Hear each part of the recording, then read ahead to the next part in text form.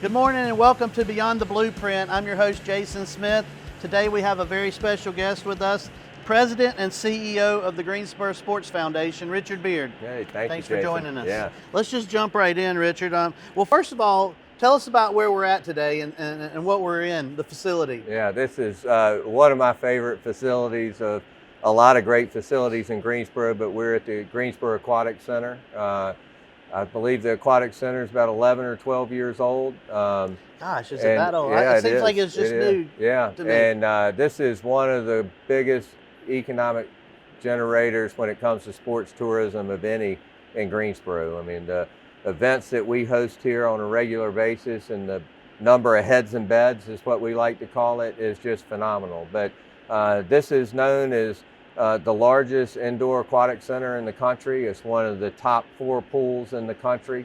It was built to be a fast pool, and what it means by a fast pool is the way it was constructed with depth, with the gutter system, and that's why all these Olympians want to come here, because they improve their times here. So we've had some of the greatest swimmers in the world swim in this pool on a regular basis. Katie Ledecky, Caleb Dressel, Missy Franklin, you name it. I've had the luxury, and you've had the luxury of being able to be a volunteer timer and be up close and right there at the starting block to see these incredible athletes right here in Greensboro. Yeah. So this facility specifically, what is the economic impact to Greensboro?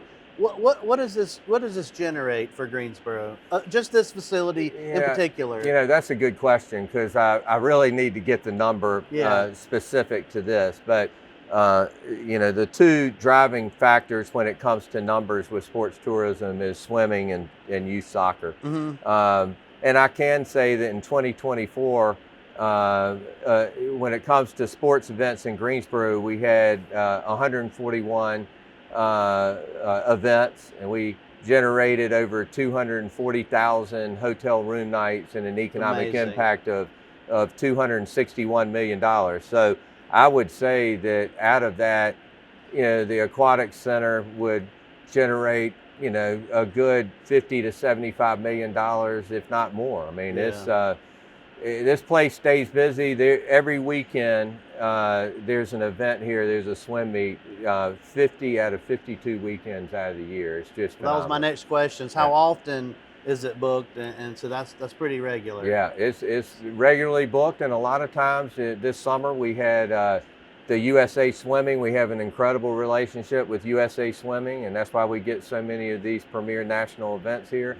But they had what's called the USA Swimming Futures, which were the up-and-coming Olympians, and there were 1,100 young athletes here, and they wanted to come to Greensboro because of it being a fast pool. Yeah. Many of them had personal bests because they're trying to move up the ranks in USA Swimming, and that was 1,100 kids with their coaches, with their parents, and they were here from Tuesday until Sunday of that week. So that's just one, and we've got many others that I know do the same NCAA, ACC, maybe SCC or Big 12. No, I'm glad you brought that up. Whatever conferences, there's others, but ACC's definitely used it. Every year, I mean, the Division III, NCAA Division III's kind of made Greensboro their home when it comes to their national championship. Okay. So we have that every year. The ACC, swimming and diving, men's and women's, they come here every year. This next year, 2026, they'll be having that meet down in, or that championship down in Atlanta, because Atlanta is going to host the NCAA Division I championship. Yeah. So our agreement with the ACC, if Georgia Tech and Atlanta host the NCAA's, then yes, you know, go do your championship that year down in Atlanta, and they'll be back in 27. And but while they're away, we were able to recruit the Big 12, and the Big 12 will be coming in here. The closest school to Greensboro in the Big 12 conference is West Virginia. So to get the Big 12 here is incredible, and they reached out to Greensboro because of the reputation of the pool. And those are all new visitors here, which is nice to the whole city. They see Greensboro for the first time. And I'm telling you, we've had people that have come here for swimming and soccer and they see the benefits of Greensboro, and we've had people move here because of what we host in Greensboro. Yeah. Now, you and I share a passion for local sports. What are some events that maybe you can talk about Sure. that are coming? Yeah. That one in particular, downtown Greensboro. I think just a couple months ago, they had the champion. Where the dogs The run Dock and jump? Dogs. The Dock Dogs. Dock Dogs. Yes. Talk about that, and then Yeah. anything else that's coming. Yeah. I just think that was really cool. It was cool. We've got some unique events. I mean, if it's not Dock Dogs downtown, part of the Body Armor North Carolina State Games, Yeah. where they had 12,000 participants in Greensboro participating in 30 sports, and that went on for the whole month of June. But that last weekend, when they have Frisbee, the dogs retrieving Frisbees, and then the Dock Dogs where they're retrieving off of a dock, we thought, how cool would that be to have it downtown and make it a community event? And it was super successful, even to the point that we're talking about a national Dock Dog competition in Greensboro. And so cool. Yeah, it's just something different here. But other events that we have coming up, of course, we've got a lot of people think the ACC's gone from Greensboro, but it's not. We have championships here. We have the men's ACC basketball tournament in 27 and 29. We're already planning for 27. Next year, we're excited. We feel very confident that we'll host another World Cup team that would use Greensboro as a team training camp or a base camp. Like the Club World Cup, we had a team from Brazil, Palmeiras, that stayed here for a month, and they would travel for a match, come back and train. They were training at UNCG. Really cool to be on an international scale, and we're on the list to possibly have a big team here training for next year's World Cup. But in 2029, we have an incredible year. We have the men's ACC tournament coming back, and then we have the World University Games, which is the Olympics of universities, and I went and attended that in Germany this summer. That's a big deal. I mean, it is phenomenal, and that's going to be held in the Triad and the Triangle. Primarily, it was more of a triangle event, but because of our facilities, they need our facilities to host track and field, swimming, and gymnastics, which are the three largest events, and we'll have 5,000 athletes housed here in Greensboro for World University Games. And then the day the World University Games ends, we have the AAU Junior Olympics coming back for the fourth time, where that's 18,000 youth and their families and grandparents and coaches, and they're staying in hotels from Raleigh to past Winston-Salem. But 18,000, 14,000 of them ran track and field over at A&T.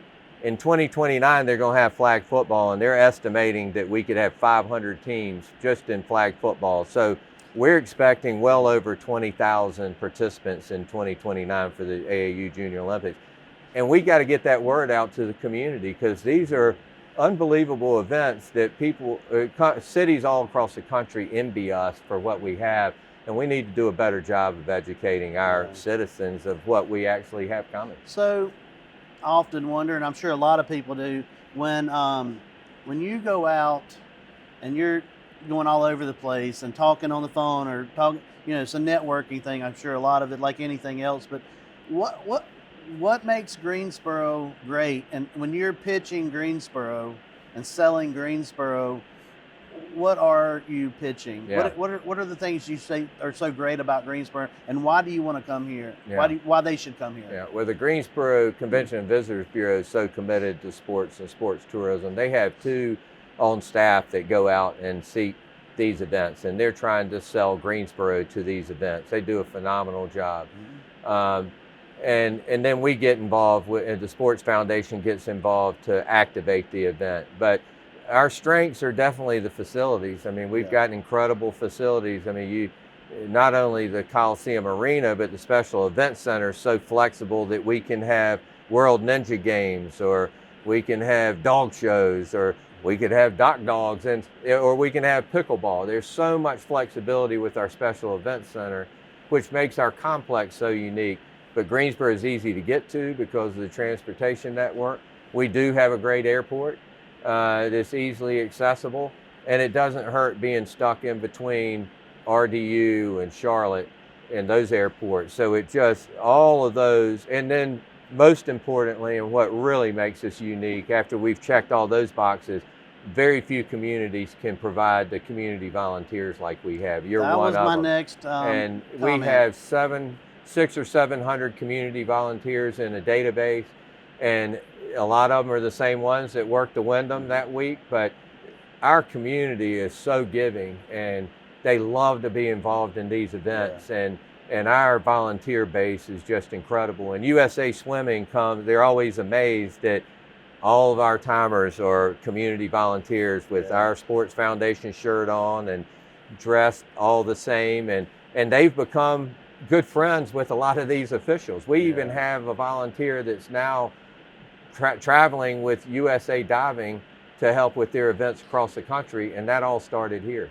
Yeah, it's amazing you mentioned the volunteers, but the quality of the volunteers, because now their experience, when I come and do the timing, I don't quite do it as much as some of these folks do. Yeah. And I'm amazed at how they're like, oh, you need to do this.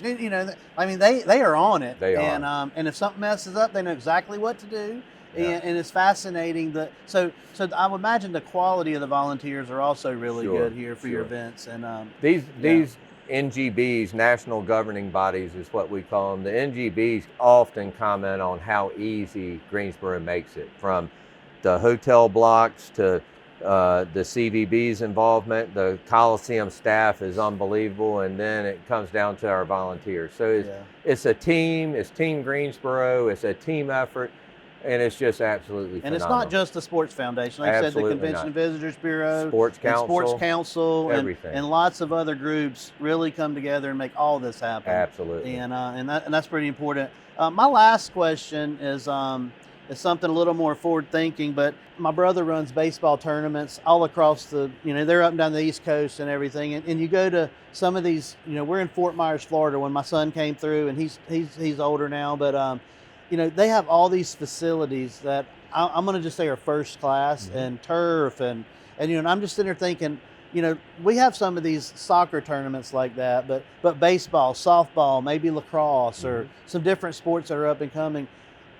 I feel like we really need to maybe work on our facilities to host things like that. In addition, so they're a little more well-rounded. But is there anything have you thought about that as well? I feel like you probably have. Every day. And when I came on board with the Sports Foundation, one of my passions is facilities because of my real estate background. Yeah. And so I am personally, and the Sports Foundation, actively looking for opportunities like you talk about. We have, as a gift from the Bryan Foundation and spearheaded by Jim Melvin, who's left incredible fingerprints throughout this community, especially on sports.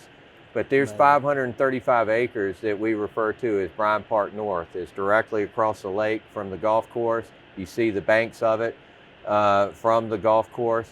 And that was given to Guilford County and the city of Greensboro 50-50 for recreational purposes. And 27 years later, it sits there like it was first day. What a great opportunity to have a baseball complex. And I'm talking to companies that a public-private partnership for a baseball complex, softball complex, which we are absolutely missing an opportunity because of the travel, and they pack the hotels at the. We also need more long field, more turf for lacrosse and soccer, and but some of these lacrosse facilities are multiple use facilities. Absolutely. So obviously a baseball and softball field is pretty site specific, but there are ways to maybe get multiple uses out of some of that stuff. They're designing baseball complexes that incorporate a long field or a field out in the outfield, so you can use them. Exactly. And look, this flag football with both girls and boys is exploding, and we need more facilities to capture that audience. So I have a friend, kind of a personal story, but I have a friend in Nashville, Tennessee, and her son is really big into this flag football. I didn't realize it was that big. And she'll send pictures or post pictures, and all the people that are there, it is amazing. So again, it doesn't matter if it's baseball, softball, lacrosse, flag football, but but for future growth, I hear you saying you do see the need to Oh, be forward thinking about some of these facilities. Another dream and need that we have, and I refer to it as Aggie Sportsplex. A&T's got an incredible track and field program, and that's why we can have these great track and field events because of their facilities.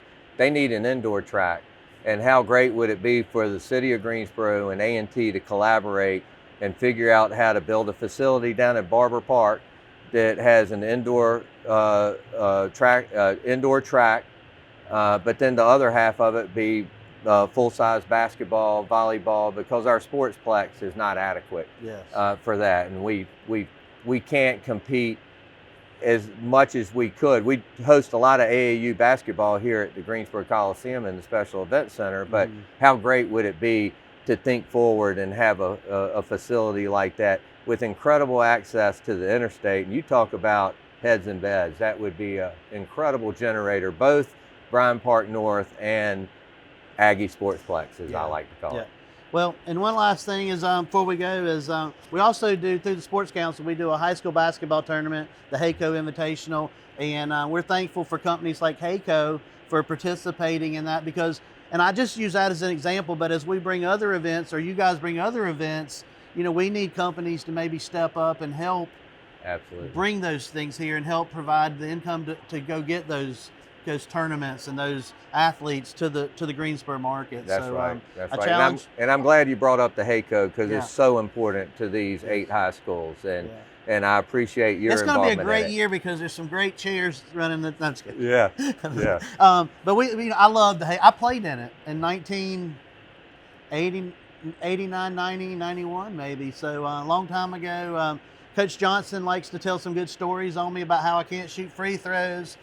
Played them to 7 overtimes. You know, it's all kinds of fun, good experiences with that. Well, so, I was a team manager for Page in 1978. So there you go. I go back to the beginning. Oh, okay, there we go. So that was a great, that tournament just has great history. Next year will actually be the 50th anniversary of that tournament. So we hope for great things and more of them. You know, so do support these things. If you're watching this, guys, support anything you can because it affects our city and our quality of life. And thank you for watching this episode of Beyond the Blueprints. If you want to watch this or past episodes or future episodes, go to triadnewhomeguide.com or your favorite podcast platforms. Richard, thank you so much for your time. Yeah, appreciate it. Absolutely.